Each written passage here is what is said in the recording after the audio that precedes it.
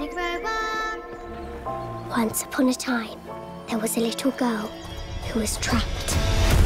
This is the story of her great escape. I had seen it. I saw the original musical Trunchbull, played by Bertie Carvel, who's just so wonderful. I wrote him a fan letter, actually. He was just a genius. And I thought, oh, God, that's a really tough act to follow. And I did my best anyway. So, how did you find the costume and the prosthetics? well, I mean, they did all the work for me in a way, you know, inhabiting that incredible makeup. I always used to say that 5 people played Trunchbull. I just happened to be one of them. If you were at Crunchbull Hall yourself when you were younger, would you have ended up in the chokey, do you think? Oh, constantly, I would have thought, yes. I would have probably had my very own chokey. Actually, when I was little, I was quite well behaved, you know. It took me until I got into my 20s to become slightly more outrageous. A little bit naughty? A little bit naughty.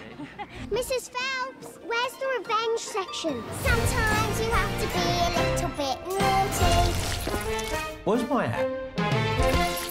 When you're out and about and you find, you meet people in the street, they're a fan of your work, of all the many roles that you've played, is there one that you think people are the most attached to? People tend to be the most attached to the Love Actually crying scene. They get quite... Because, I don't know, I think everybody's been through something like that, so it speaks to them, you know. But then what's interesting is, because I've kind of dotted about and done lots of different kinds of things, it could be anything. It could be something, people will suddenly say, oh, I loved you in something that I made 30 years ago, you know, in Ukraine, and nobody's seen it since. And yeah, I mean, it's strange. People get attached to different things for different reasons. Yeah. But I think that's nicer than being attached to one part that you have to play again and again. I don't think I'd like that. Yeah, one of the amazing parts of the job. Nanny McPhee, the musical, have I read that correctly? Yes. What can we expect? And are you going to be treading the boards yourself? Yes, no, I'm not going to be treading the boards. God forbid. No, but hopefully we're hoping that we do it at the end of next year. We're not sure, I mean, yeah, because you never know, but the next workshop is in February and we're having a great time, so fingers crossed. That's not right. How are you finding all of this fuss? Very surreal, very crazy. I can't really believe what's going on, and it hasn't sunk in yet, and I don't know if it will ever sink in, but it definitely hasn't. I'm just so excited, and it's just amazing. I'm sure it will, because I'm sure you're going to be doing a lot more of these in years to come. Tell me about the process of getting the part and what it was like when you found out the news that you were going to be starring as Matilda. So I go to a stage school, and then my agent from the stage school sent me through to see if I wanted to do a self-tape, and then I sent off my self-tape, so obviously I was like, yeah, definitely. Then a few weeks later I was meant to fly over, but because of COVID everything was a lot slower and I couldn't fly over, so it took kind of over a year, and I did a lot over Zoom, 7 maybe, and then they asked me to fly over to do one in person. And then 2 weeks later, on my mum's birthday, the 10th of December, we got a call off Matthew, the director, to say that I got the part. And I couldn't believe it. I was just shocked, and I just burst into tears. Did you already know all of the songs before you got the part? Yes, definitely. Which one was your favourite before, and is it still your favourite now that you've been in the film?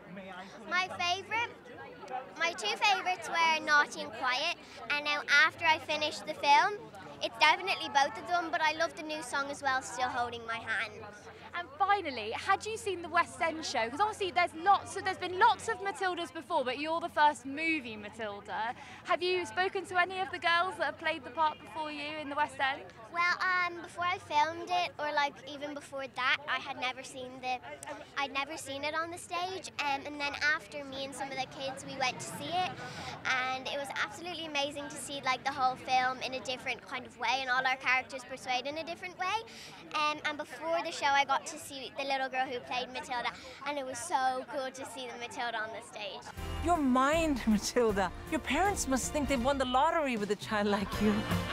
Oh, yeah, they just love me at home. It's exhilarating, it's novel, but I thought it would be more scary, but everyone is very, very understanding, and I'm having a great time. I mean, that's just the honest answer. I'm having a great time. And also, I don't have to sing in the movie, ha ha ha, so I know it's going to be fine when I get on screen. Had you seen the musical before you signed up to do the film? Several times, here and in New York. I have children, so I've seen it several times. Yeah, but, you know, the movie is its own thing. But I had seen the musical. And there's something about the magic of stage, which I think the movie has recreated a magic, and now it's a magic on screen. What? And also, I mean, Tim's music and Matthew's direction. So, no, yeah, I had seen it. How much did you hear the music on set, and did you have any nights? I mean, I find when I listen to this musical, the songs just don't leave my brain for the next 48 hours. Well, there's no music in my scenes because I don't sing, so I didn't hear anything beforehand. And of course, you know, when I watched the movie, I was walking on saying no, no, no, no, no, no, no, no, yeah, like a lunatic. But I won't bother you with my voice. I don't sing well.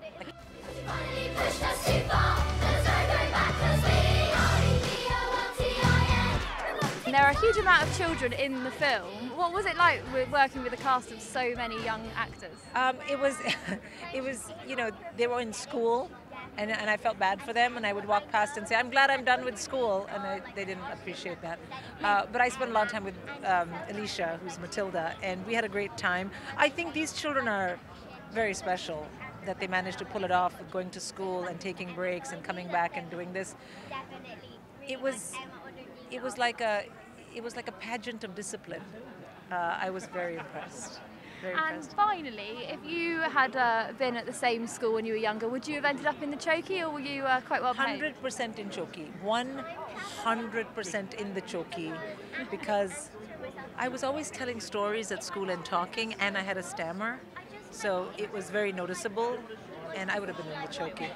It's strange when there's a book that touches so many people for such a long time all over the world, and then you make a musical out of that book, and that goes terribly well, and then you make a film out of that musical, and then you have sort of three times pressure, you know. So we were reflecting the book and the musical, and Matthew wanted it to be an innovative film, you know, its own piece of work aside from those two things as well. So it was a real labour of love. It was really special to be part of. We had like 250 kids on set most of the time. I suppose it was a question of someone allowing me to do that. And it took a couple of years before it was a serious conversation, because it had to prove itself in different territories. So it moved from Stratford-on-Avon to London and Broadway. And as more and more people saw it, and it apparently worked in lots of different places, it became possible to talk about it. But the interesting thing maybe is that I had a lot of the vision of the film in my head when I was directing it for the stage. Because when you're directing actors on stage, even though they might, you know, they haven't got the whole of the world around them, you nevertheless often refer to it. So I say, you know, imagine you're in the middle of a field standing there, and they stand on stage and imagine that. Well, in my head I can see the whole field and the rain or whatever it is as well. So actually quite a lot of the imagery from the film has been in my head for about 15 years, but I'm so grateful we were allowed to make it a reality. And now that you have been able to make it a reality, how many things were in the way of kind of your vision that you did have? Was it harder to make it look how you kind of always dreamt, or did it come off exactly how you thought?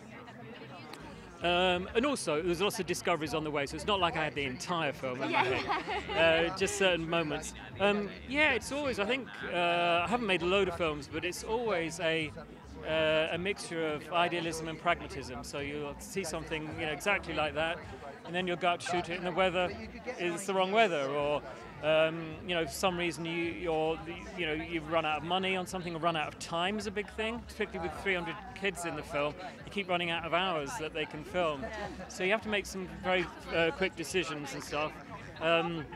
It's a lot of improvisation as well as planning, and both of those things you get lucky basically. It's a funny experience watching these things, because you watch them and you kind of like, I can't help but go, oh God, I wish I should change that line, but I can't now, can I? It's too late. But then again, it's nice seeing it in a room full of people, and if people are enjoying it, you can't help but feel warm about that. You know, it's lovely when people are enjoying something you've written. Absolutely. And perhaps it's going to bring a whole new audience to see it in the theatre as well. I love that, just because I think it's